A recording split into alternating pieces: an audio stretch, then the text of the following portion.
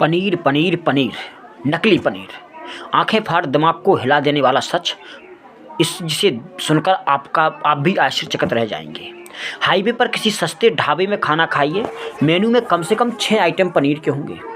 5 star hotel में जाइए, vegetarian section में 60% डिशेज पनीर की होती हैं। 30 रुपये में 6 पनीर मोमोज मिलते हैं, 50 रुपये में पनीर पिज्ज़ा, 100 रुपये में बटर पनीर, 40 रुपये में पनीर कुलचा।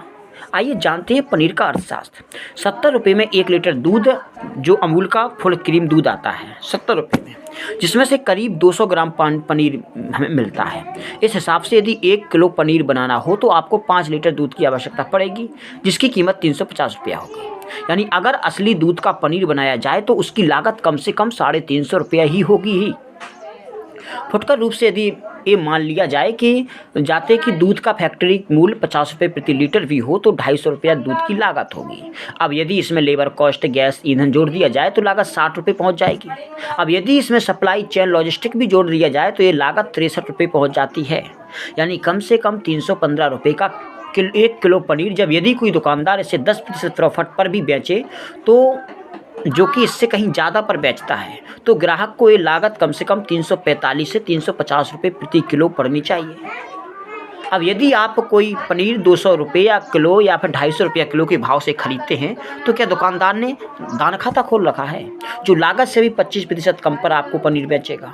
असली पनीर की कीमत और मात्रा जाननी है तो घर का पनीर बनाकर देखिए, अंदाज़ा हो जाएगा। फिर आता है एनालॉग पनीर, यानी पनीर जैसा दिखने वाला और पनीर के टेक्सचर जैसा पदार्थ, जिसमें मूल इंग्रेडिएंट्स पाउडर का दूध, वनस्पति फैट, पाम ऑयल, अरारोट, स्टेबलाइजर्स और डेवलपिंग एजेंट्स होते हैं। अब चूंकि पाउडर मिल्क में फैट नहीं होता, तो उसके लिए डालडा या पाम ऑयल मिलाया जाता है, जिससे घनत्व बढ़ जाए। ये वही तेल है जो आर्टरी में जम जाते हैं।